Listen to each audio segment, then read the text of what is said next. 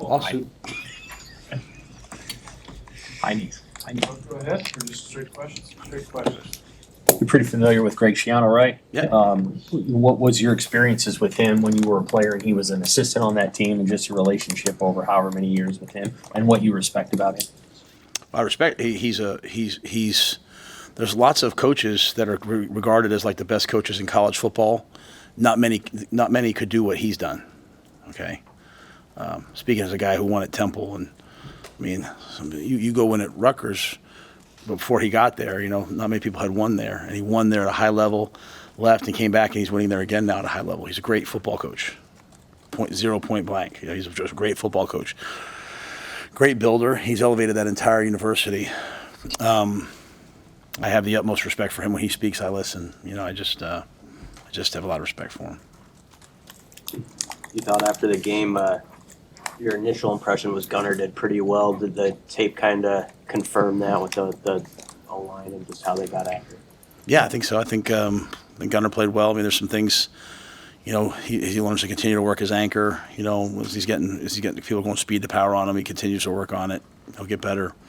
That's a really important thing this week. There's no better coached defensive front you'll see than the Rutgers D-line. And I think our guys know that from playing them 2 years ago, because what I like about Rutgers is you look at I have this big board in my office, and there's not a lot of transfers on there, right? There's a lot of homegrown talent, and a lot of tough Northeast kids that play really hard. So Gunner will have to do what he did last week, continue to get better. I think it's a credit to the guys on our scout team. We have a lot of guys who've played a lot of football who play on our scout teams that give them a really good look. Javin made his debut on Saturday. Just how do you think he played just after everything he's been doing last week? Yeah, Javin went in kind of in like a nickel and dime role. It was, when this first happened, we never thought he'd be able to play at this point. Dr. Mathiasen, our team doctor, and the work he's done with the specialists. I mean, I honestly, we were hoping maybe for USC, the hard part about my job is I only get called in when it's when it's the heartbreaking conversations. I'm not the position coach. I'm not there for the the day-to-day good ones. I'm not always the fun guy, but I was there for that one with Javin and his father, and just like I was with Ramir last year when his season was over, and those things are heartbreaking. And so to see the joy on Javin's face to play was that was a moment that will stay with me for a while. And so, how did he play? Honestly, I'm not even sure that it necessarily even matters. To be quite honest, but he thought he played well. He'll play more this week. He hasn't practiced, hasn't been able to do a thing. It wasn't like, hey, he's coming back from an ankle. He's dealing with, the blood clots and all that stuff. So he's, hasn't done a thing really. And but he went out there, and luckily, as he said to me, I'm a ninth year senior, whatever he is. So he's got a lot of reps in the bank.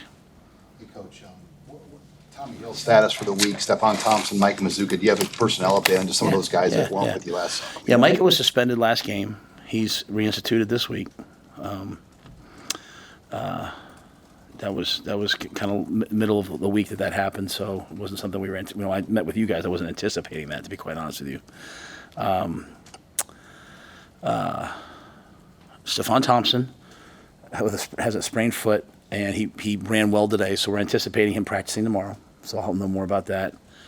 And then Tommy went out like the NFL, like 2 hours before the game and worked out, and just didn't quite feel like he could go on it.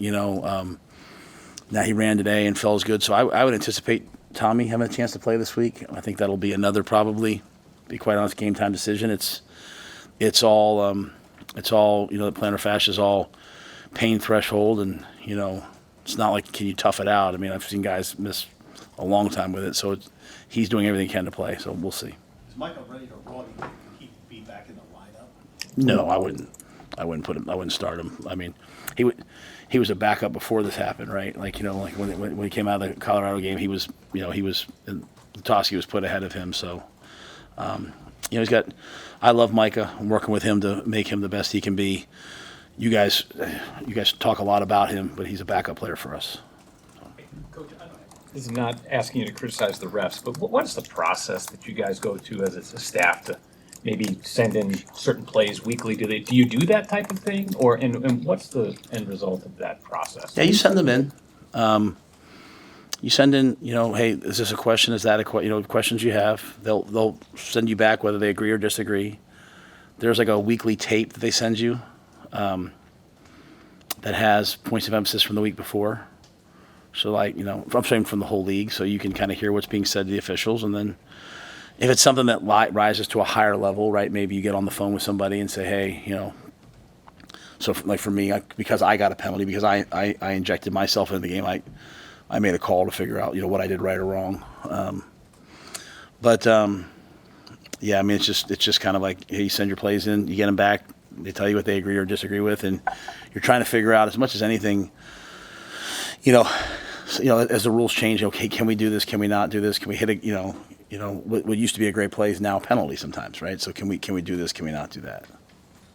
Alex Bullock had a couple key blocks, including on that Ja'Cory Barney touchdown. Just what did you think of the impact he brought as a perimeter blocker?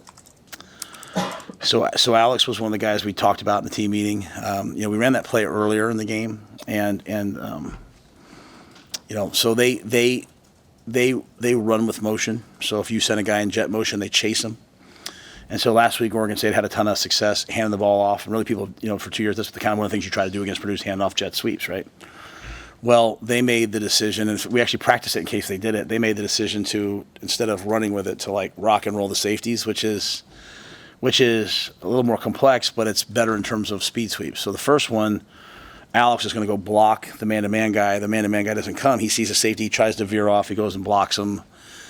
That misses it, it's a 4-yard gain. Now they get a 15-yard penalty for throwing his legs or whatever. So I yelled at Alex on the sideline. He was about ready to fight me. They ran it again. Alex sees it and makes the block. Ja'Cory runs for a touchdown. You see Alex turns around. He does this passionate, I don't know if he was telling me to get lost or if he was just fired up. But it's those kinds of things that we really are trying to build off of, preparing through the event, seeing how people are playing you. What do we need to do differently this game based upon what they're doing? Again, we're in warm-ups, and number 4 goes from playing middle linebacker now to playing an edge player. Oh, shoot. Okay, how are we going to handle this? Now 31's now no longer the deep safety. Now he's down low. 32's a deep safety. So that's one of the hard things about playing a team that's struggling. They've lost their last 2 games because they're probably going to make some fundamental changes. Alex is just becoming more and more and more the guy that, the coaches or Dylan will say, hey, can I have Alex on this play? Because, he's a guy who finds a way to get a job done, and he was excellent on special teams. He was fantastic on. The shame of the special teams the field goals was so front and center that it was a heck of a day for Brian Buschini. I mean, 5 touchbacks, in kind of hurricane-ish type conditions. I wasn't sure if he'd get the touchback. I think 4 or 5 touchbacks, right? An amazing tackle that lit the team up. 2 tackles on. He was able to field both those snaps, which were really bad snaps, get them down, then made both tackles on those plays. Pooch, the first one, should have been down at the 2, right? So he made an excellent pooch and then put one at the 10, one at the 4. So Buschini, I thought, was magnificent. And Bullock, another guy like that. I always try to talk to our team about the unsung heroes, the guys that no one's noticing. I thought those guys, Alex was one of those guys. You guys are +5 in turnovers. Is this kind of what you envisioned when you thought about where you could be if things went right and turned around in that area? Yeah, I mean, I thought I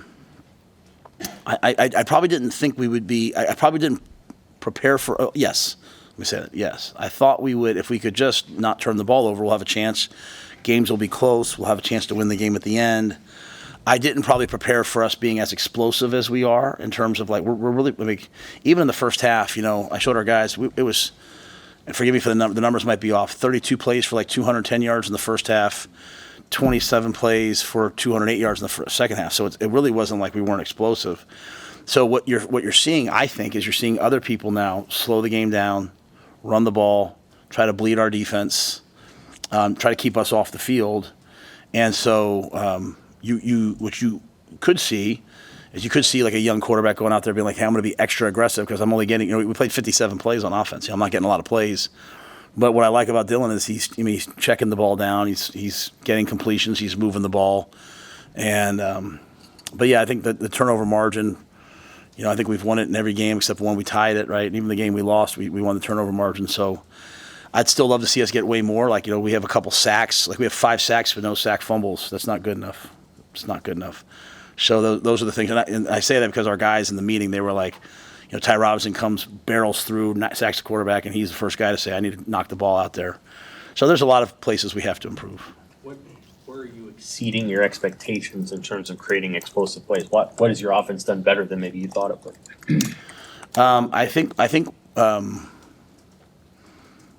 we have the ability. I think we've had the ability to get the ball to a bunch of different people. Like, you can't sit there and key in on, hey, they really like to favor Ceyair. Hey, they really like to favor this guy. I mean, really.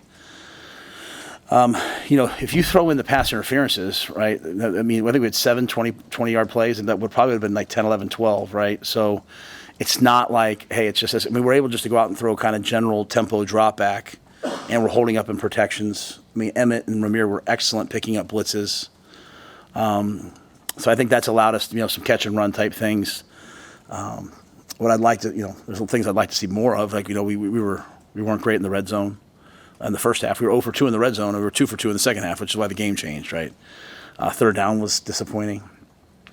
But when you look at it, it was 4th and 1 and we false start, and it was 3rd and 1 and we false start. So just, as I told our guys, it's time for grown man football. Enough of that. I thought I heard him clap, or I thought I heard enough of that. Like, come on now.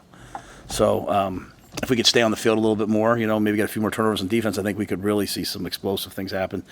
But you're about to face some teams like Rutgers who, they don't give up explosive plays. They make you earn it. Coach Schiano doesn't give up explosive plays. They're going to play quarters. They're going to make you earn it. They will pressure you. And as much as we're kind of built to, like, we want you to pressure us, we can get the ball out of our hand. They can sit there. They play 4-3 quarters with rugged players, and they'll try to knock you back into the quarterback's lap. So it's a whole different animal that we're facing this week with the way they play. Is that Washington gains 521 yards and scores only 18 points, kind of the template of like what their defense is good at, is preventing those big plays? Yeah, well, I mean, I think they're I just went through it with the team. I think they're in the top 2 or 3. Right? They convert third downs at 51%, right? So they stay on the field. There are 33 minutes of time possession. You gave me the stat, Keith. They're top 10. Let's just say top 10. They're top 10 in red zone defense, right? So, Washington had a bunch of yards, but they were 1 for 5 touchdowns in the red zone. So, we have to even the touchdown we scored, but we had to get to 4th and inches to get it in. So, for us, we're throwing the ball around decently. Can we get the tough yards? Can we get the 4th and 1? Can we get the 4th and 2? Can we get the 3rd and 1 without everything having to be a speed sweep? Can we line up and knock you back and go get that yard? And that's the state. As you look at the things that we're not doing well or what we need to improve upon, it's those hard, tough yards that I'm anxious to see. Hey, Rutgers has got a known history of blocking kicks under Schiano. He's got 71 blocks in his time there. How do you guys address that this week? Just the importance of that phase of this game, after especially what we saw last week. Yeah, and I'll just say this: last week wasn't the field goal protection team. It was the snapper. I mean, like, if you're kicking a ball at like 1-5, operation time. I mean, to me, it's the snapper. If we practice so much on special teams, on field goal, on punt, all those things. If we have to start changing stuff now you have to. If there's a problem, you fix. But if we have to start changing things now, then we're panicked. I mean, we know what to do. And I mean this sincerely. Like, we know what to do, and we have the guys who can do it. They got to go do it. Like that's the phase that we're in. Like, if you guys have heard me talk about like winning football to championship football, like, you can't be a different guy in practice than you are in the games. And like, we're making those kicks in practice every day, and so I expect us to make them in the games. And we're making that snap in practice. So, I expect us to make them in the games. So they're going to come after us. They should come after us, right? But, one thing we are doing, like, we went after the first punt. And if you go back to the last couple of games, the punters are getting the ball off against us in like 1.1, 1.2, and the balls are going 35, 40 yards or going out of bounds. Like, our punt rush team hasn't made the big play that everyone goes wow with, but the field is being tilted in our favor. Like, we're getting the ball at the 40-yard line. They're getting the ball at the 5. We're getting the ball at the 40. If anything, I'm coachable. I watch Coach Ferentz. I watch these guys, and I'm like, okay, how are they winning in these elements? And the elements haven't really showed up yet, but when they do, like, the wind was there on Saturday. But yeah, they're going to come after us. We're going we got good players. They have to play well, and that's really been my message to the team is like, you can't all of a sudden now change who you are. You got to be who you are. You know, if you're fast, be fast. If you're tough, be tough. And, you know, do it against a really good Rutgers team. Did Ceyair do well to arrive mid-summer and figure it out to get to where he is right now? Yeah, he's smart. I mean, at the end of the day, like if you're smart and you try, you have a chance. You know, some guys play football because they're talented. Some guys play football because they're football players. I don't know if that makes sense. like you somewhere along the way, like some people lift weights because they're lifters. You know, some people run because they're runners, right? Like Ceyair's a football guy. He's a football player. So he shows up and you're not pulling teeth. We have some guys who are really talented, but you're trying to get them to be a football player and they want to be everything else, right? Ceyair's a football guy. He's played a ton of football at a high level at USC. The moment's not too big for him. He likes to compete. He had to learn kind of our way of doing things, our way of practice and all that, but he's a really, really good person. And so when you do correct him on something like, hey, here's what we expect, he does it. And then, I think John Butler's done a really good job. And then, Melvin and Adam DeMichael and Tariq help him, and they do a good job of getting people reps. And then if you go back to that game, we had Mario Buford in there playing in crucial times. We rotated more guys. Jeremiah Charles got real reps. So we wanted to get more people in the game so we would be fresh in the fourth. Dylan mentioned on the touchdown throw to Banks that he went from a double cadence to a silent count. Said there was noise and just a lot of different stuff going on that play. It was a third down. First road game. Is that he kind of talked about it nonchalantly, like he just did this. Is that kind of thing rare for a quarterback like him to do in that spot? I think the thing that we've done with Dylan is we've said, everything in life happens for a reason. I had a chance to work with a guy, Ben McAdoo, at the end of my Carolina time. It didn't work out for us. But Ben had been with McCarthy and all those guys in the Green Bay and the way they train you in Green Bay. And they start the year off, hey, here's our 4 or 5 man beaters, here's our 0 beaters, here's our cadences. And then you get a guy like Aaron Rodgers, you train him that way, and then pretty soon he has all the answers to the test when he's out there.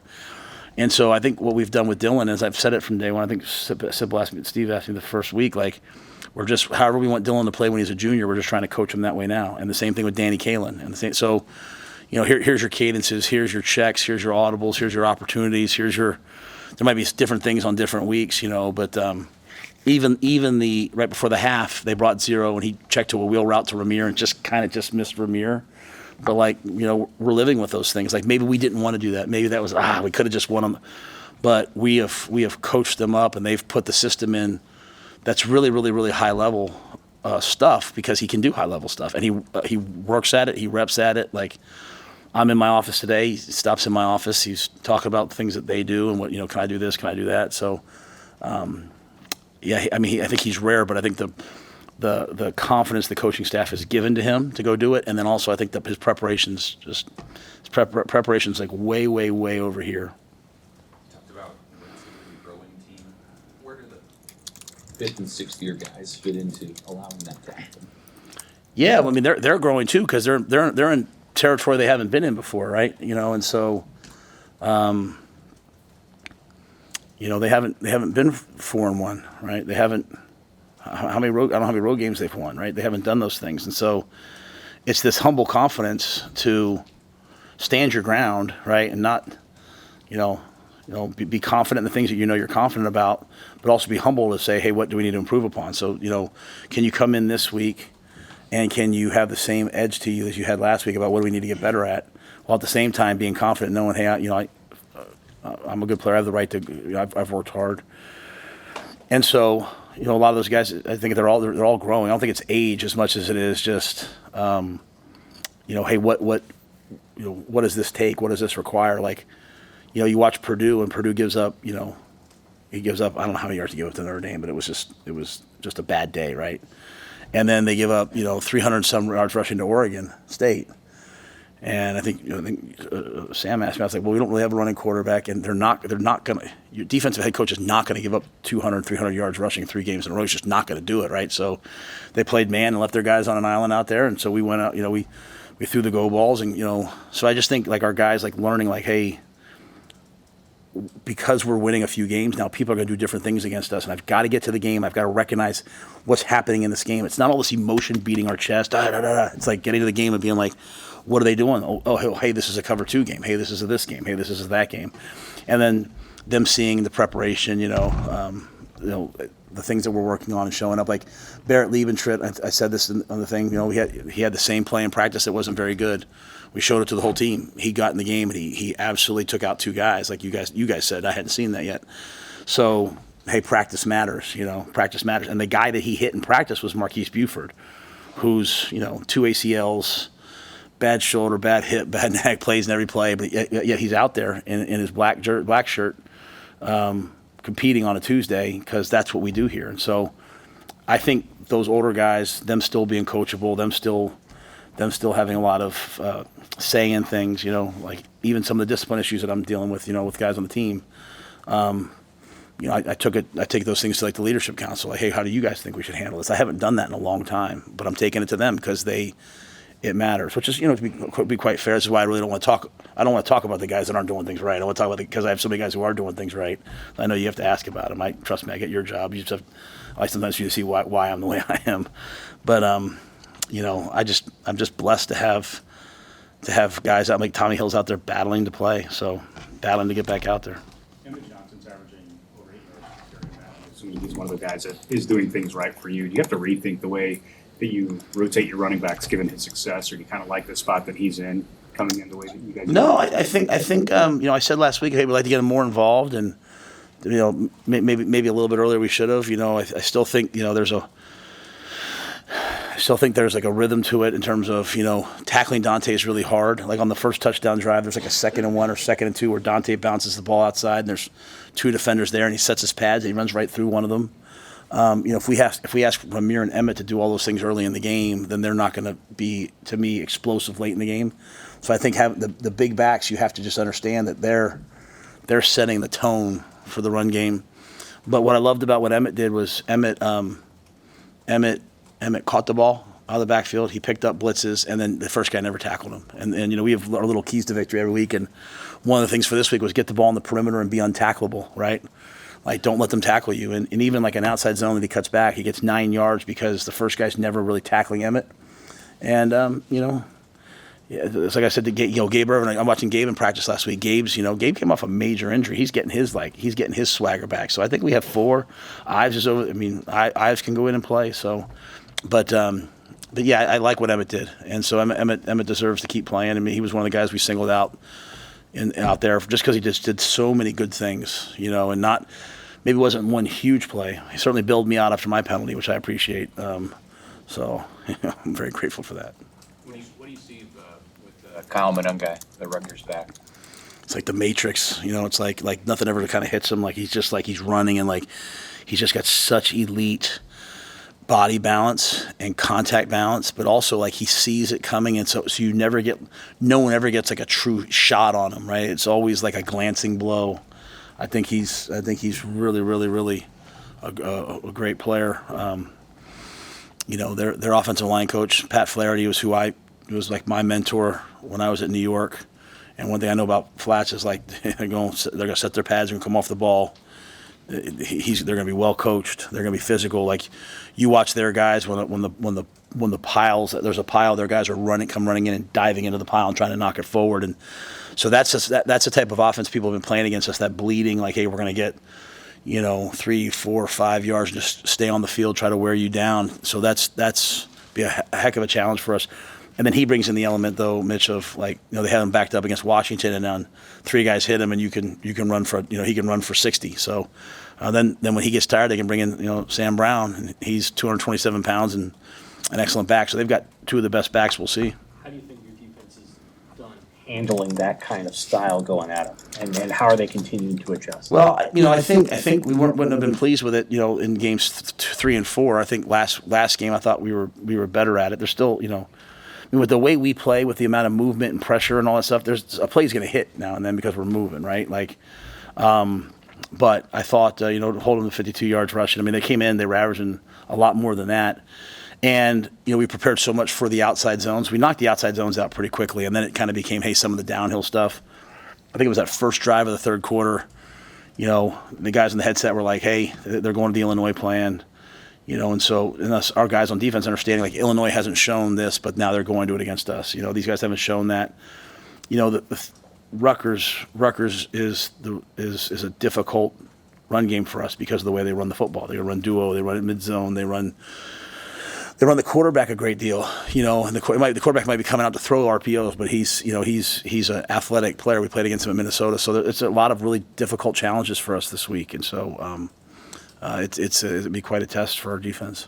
What do you most appreciate about the way John Bullock is playing? I think I like the fact that, like, he's a fifth or sixth year player, whatever he is, and he just keeps getting better. Like we showed, that was Tampa 2. He's the will linebacker in Tampa 2 that he picked off versus 3-by-1, and it's like they ran that same play twice before, and it's like he almost went to go get it. It's just like, and then finally he just went and got it. And while he's kind of go back to the earlier question, while he's a fifth year player, he's really played linebacker for about 14 games. And last year we had Luke and Nick out there a bunch. He rotated a bunch. So he's still a young player in terms of his development as a linebacker, but he gets better and better and better. Right? He's always working on something. He's working on getting off blocks or striking or his blitz patterns or playing man. And so I fall of our team was like John in terms of the constant search for improvement, deliberate practice. You'd have a hard time losing because he's always trying to get better. And now he gets, hopefully he gets Stephon Thompson back this week. You get Javin Wright back now in the mix playing for us again. Vincent Shavers is really stepping up, and a guy like John doesn't maybe have to play as many snaps, so his snaps he can make impact plays like he did. He's really affected the ball, Steve. Like you talk to him how many times now he's got his hand on the ball. 3 against Colorado, I think, maybe 1 against UNI. Last week he takes the ball away, rips the ball out. This week he picks the ball off. So we're talking about turnover margin, and we're saying, the defense is taking the ball. Really, he's taking the ball away, right? Even the play Tommy picked off. I talked. They went to throw the ball number 2. He rolled in the window, so Shedeur had to go outside to number 1. And he picked that ball off. So John's just done a lot of nuanced things. One or two more. Ndamukong Suh is going to be inducted into the Nebraska Athletics Hall of Fame this weekend. What memories do you have of him, maybe from afar at Nebraska or when you guys crossed paths in the NFL? I don't even want to think about when I crossed paths with him in the NFL. He was just so dominant. He was a Heisman candidate as a defensive player. The most dominant defensive player, really, if you think about it, in at least in my recent college history. And what I love about Ndamukong is as dominant as he's been on the field in college, and then he shows philanthropy, giving back to his university, which you don't always see, right? And the weight room's named after him because of him and his family's generous gift. And then you play against him in the NFL, and he's this vicious, amazing competitor. He was in Tampa Bay, and he's hard to block. Yet you look at the impact he's having on people, on young people, in terms of saving, in terms of investments, coming back, helping guys with NIL, in terms of how to manage their money. Like his purpose in life is about way more than just football. So I'm excited to have him back. I think it'll be great for our players. I'm hopeful that at some point he can come by. I know his weekend will be packed, but he can come visit with our guys. And it's really a great, powerful message when your players see that the best days of their lives are not their recruiting rankings. Or not, how they were drafted even. Each thing should be better than the next, and life after football should be the ultimate, right? And so Ndamukong comes in with a beautiful wife and great kids and doing amazing things, so a tremendous role model for our players. All good. Last one. Coach, something on the topic, but maybe you've talked about it before, but your thoughts on what's going on in North Carolina with the storms? Yeah, I've had 2 stints of living in North Carolina, so when I was in Charlotte in Carolina, and I have a lot of great friends there and people that we love. And so, our concern, our heart has been there. And when Julie and I first left, we were married for just a couple of years. We lived out in Western North Carolina and just out past Asheville and Cullowhee, where Western Carolina University is. Jarrett Washon, who's right over there, was one of my top guys. I coached him there, and all those wonderful people in all those small towns up through into Tennessee and down into Georgia. My heart is certainly with them, and as someone who's been a part of a few of those kind of like the disasters, like, you know, you see the absolute worst, and then sometimes you have a chance to also see the absolute best. You know, people, you know, picking up and leaving their lives to run to help, and but it's sad and it's unfortunate, and I met so many wonderful people in both my stints in North Carolina, really in South Carolina, and my daughters still go to camp in Western North Carolina, so there's all these people that we care about. So yeah, we've been on the phone, we've been concerned, we've talked to, you know, people. Some people we haven't had a chance to talk to. Jarrett's family's still there, so we've been a little heavy-hearted over all that, and our hope is that you know, the best part of man will step up at this time. So, all right, thanks, guys.